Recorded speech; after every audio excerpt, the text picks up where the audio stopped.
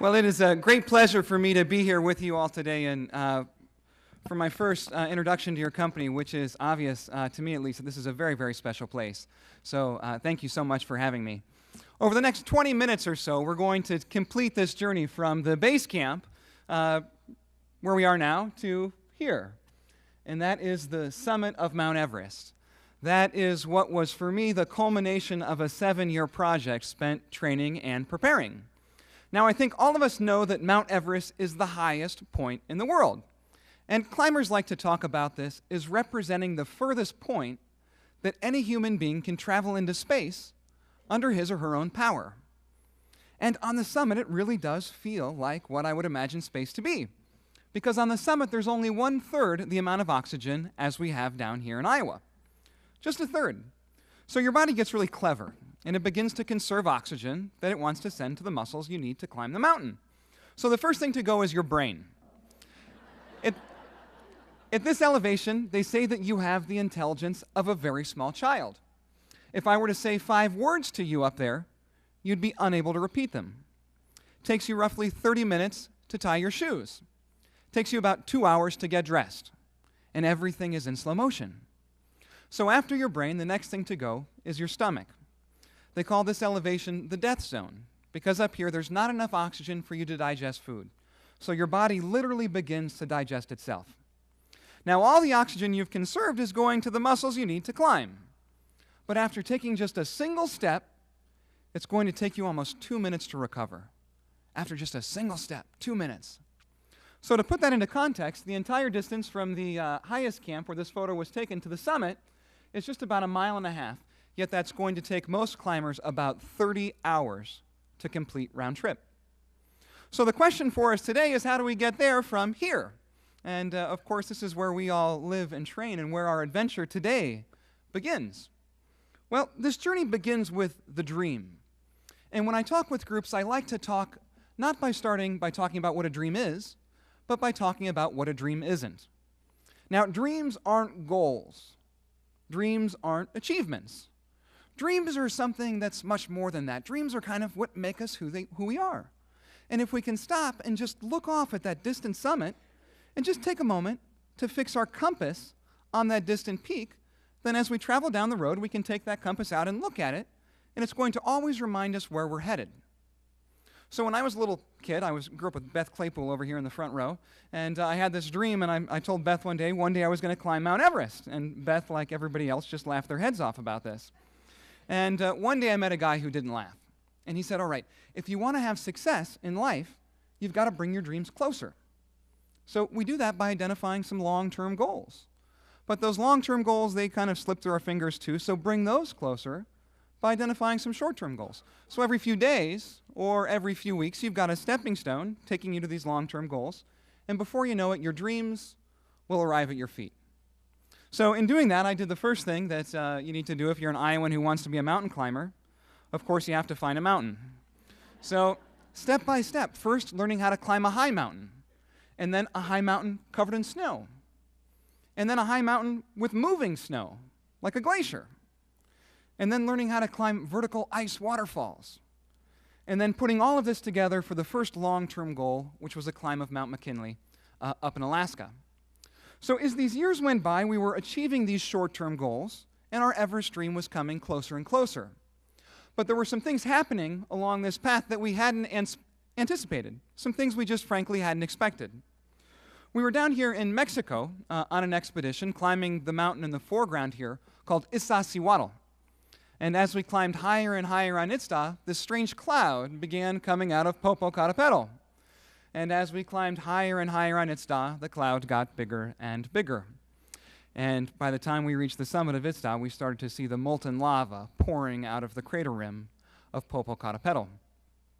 That was a tough lesson to learn the hard way. But if we're going to be successful on these Everest dreams, as your Everest dream, we've got to learn to overcome the unexpected. And I've learned that that unexpected is dealing with, in our own lives, with fear. Now, as a climber, I've learned over the years that there's 2 reasons why we become afraid. The first reason is because we're doing something that we shouldn't be doing. And fear is kind of our body's way of protecting us. Fear kicks in and it tells us to stop and to turn around and to go back to safety. Now, the second type of fear is a little bit different. The second type of fear is what we feel when we're on a new path, to a new goal, to a new dream. To your dream. And it's something our friends and our family hasn't done before. And with that newness comes uncertainty. And with that uncertainty comes fear. So if we're going to be successful on this Everest dream, we've got to learn to distinguish between the two types of fear. We've got to recognize the first type and stop and go back to safety. And we've got to recognize the second type and overcome it and go on to the summit. So to train for dealing with this fear, we went here, which is El Capitan. It's 3,500 vertical feet of granite. It takes about a week to get from the bottom to the top. This is what it looks like on the wall. That little black speck at the bottom is the campground, and that second black speck is the lead climber, and they are tied together with a single half-inch cord. So after a couple days, it gets pretty steep up there, and this is the view looking up the rock. At the top left is the camping gear of the team in front of us that's pointed down like a plumb line to the center of the earth. So you can see the rock here is about 110 degrees overhanging. So we would climb up the rock during the day, and we would put in a piton and then rappel back down on our ropes into the hanging camp. The next morning, we would climb up the rope to the high point on the rock and then continue climbing the rock. And by doing this, it just made us a little bit more efficient, so we could climb a little bit more quickly. But every other day then, we had to move our camp, which meant on the odd days, somebody had to climb the rope. So this morning, John got out. It was his turn to climb the rope, and at this point, he's 1,500 feet off the ground. He's 60 feet out from the base of that wall on a single half-inch cord, spinning around in circles and bouncing up and down. So you can see this is a great place to train for dealing with fear. Now, on mountains like El Cap, of course, the teamwork is the most important thing. We can only overcome fear if we trust each other. So on El Cap, there's two ways we can climb. We can climb up a crack, where we stick our hands and our feet in the crack, or we can climb up a drainage, which is where water drips against that rock over 1,000 years or so, and it makes these little pockets for our hands and our feet. The problem is there's no crack nor drainage that goes all the way from the bottom to the top. So just like in life, if we're going to be successful, we're probably going to have to change courses somewhere along the way in order to realize our dreams. So John and I had been climbing for about 2 or 3 days here when the crack that we were climbing quite suddenly came to an end. So we had to get out of that crack and get around the corner and continue up a new crack if we were going to have success. But you can see here the rock is totally smooth. So there's nothing to hold on to with our hands and our feet.